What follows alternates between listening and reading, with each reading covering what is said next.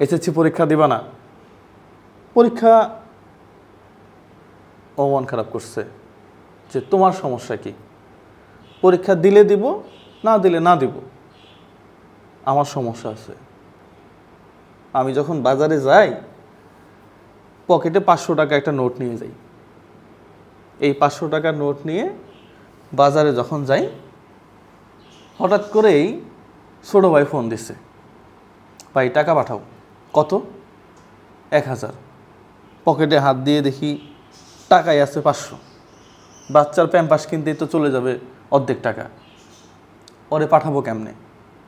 বন্ধুরে ফোন দিয়ে টাকা ধার করে নিয়ে এসে ওরে টাকা পাঠাই। ও ঢাকাতে পড়ালেখা করে, এবার এইচএসসি পরীক্ষার্থী। তো আমার ব্যথা আছে, ব্যথা আমার সবচেয়ে বেশি। পরীক্ষা তুমি দিবা না, পরীক্ষা তুমি দিবা না, তুমি দিও না। তোমাকে না করছে কে পরীক্ষা দিতে? তুমি আরেকজনকে কেন টানতেছো? আরেকজনকে তুমি কেন টানো? পরীক্ষা তোমাকে দিতে হবে। 15 থেকে 16 লক্ষ ক্যান্ডিডেট এবার। এর মধ্যে গুলিবিদ্ধ হয়েছে কয়জন? কয়জন গুলিবিদ্ধ হয়েছে? 20,000, 40,000, 50,000, 1 লাখ। ফলাই দাও 1 লাখ। তাদের পরীক্ষা পরে হবে, তাদের মূল্যায়ন অন্যভাবে হবে। কিন্তু তুমি পরীক্ষা বাতিল করার কে? তুমি সচিবালয় কেন ঘেরাও করলা? কেন তুমি সচিবালয় ঘেরাও করলা বলো? আমার যে ছোট ভাই, ওকে আমি ক্লাস 6 থেকে পড়াই, রক্তের টাকা দিয়ে, ঘামের টাকা দিয়ে আমি তাকে পড়াই। এসএসসিতে গোল্ডেন এ প্লাস পেয়েছে। ইন্টারে আমি যাকে না খেয়ে দেয় টাকা পাঠাইলাম, ওর মূল্যায়নটা কেমনে হবে বলো তুমি? হতে পারে সে আমার ছোট ভাই, কিন্তু ওকে নিয়ে আমার বিশাল বড় একটা স্বপ্ন আছে। আমি কষ্ট করে তাকে মানুষ করতেছি। তাহলে তুমি কি তাকে অটোপাসের মধ্যে ফেলবা? অত কিছুই হয় নাই, সুস্থ হই।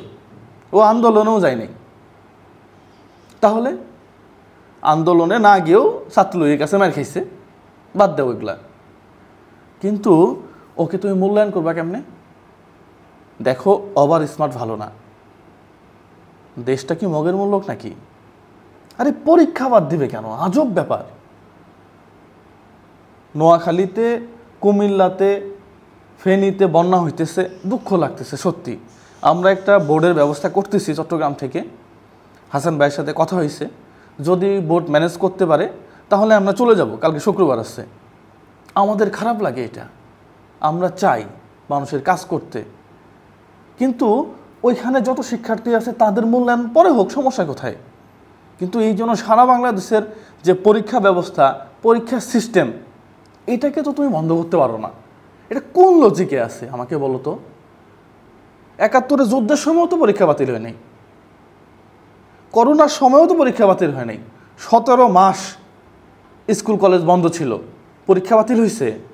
হ্যাঁ, সাবজেক্ট কম, বিষয়ভিত্তিক কম, নাম্বার কম, সেটা অন্য কথা।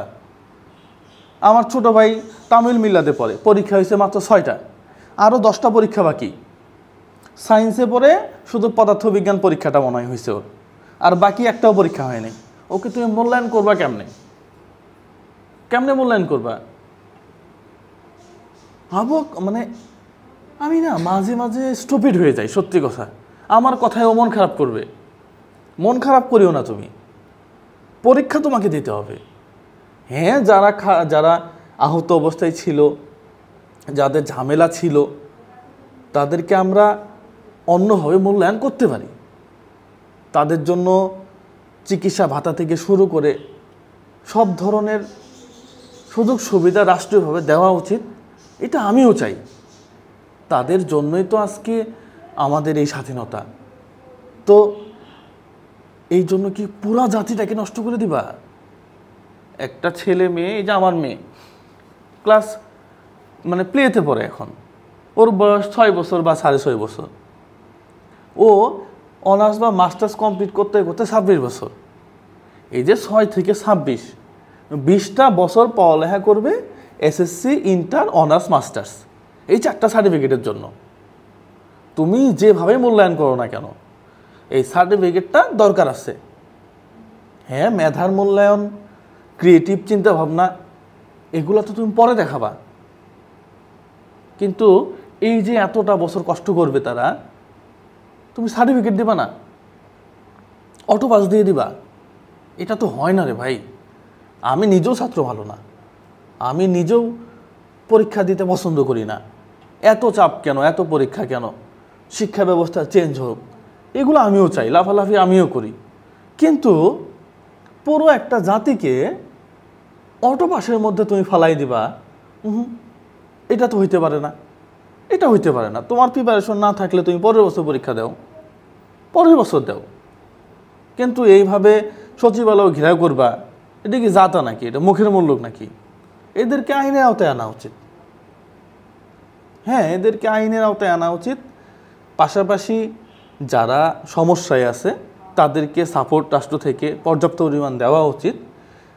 দ্বিতীয় কথা হচ্ছে, যদি সিস্টেমের চেঞ্জ হয়ে যায় যে না, সরকার থেকে নির্ধারণ হয়েছে পরীক্ষা হবে না, আন্দোলন আর চাই না, আর চিল্লাচিল্লি চাই না, যদি এটাই হয় তাহলে অন্তত এই যে চাকরির যে পরীক্ষাগুলা, বিসিএস যে পরীক্ষাগুলা, 200 মার্কের একটা পরীক্ষা হইতে পারে, এমসিকিউ বলেন, ছোটোখাটো লিখিত বলেন, অনলাইনের মাধ্যমেই হইতে পারে, যেটার মাধ্যমে একটা মূল্যায়ন হোক অন্তত, যে না একেবারে পরীক্ষা ছাড়া না, সবগুলা বিষয় একসাথে করে 30 মার্ক, 40 মার্ক, 20 মার্ক এইভাবে করে একটা শিটের মধ্যে অন্তত একটা পরীক্ষা দেখ।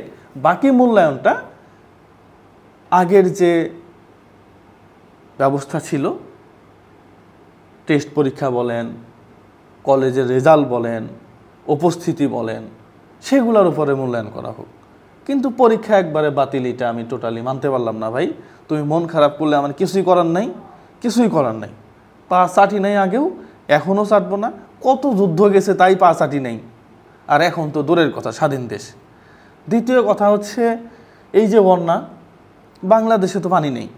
পানি যখন আমাদের পাশের দেশ ভাতিজারা যখন মনে করবে যে না ছাইড়ে দিবে, আমাদের দেশে পানির দলায় যাবে, ডুবে যাবে। এটারও একটা সমাধান আমরা আশা করি, নতুন সরকার হয়তো এটা নিয়ে কাজ করবে। কিন্তু পরীক্ষা বাতিল,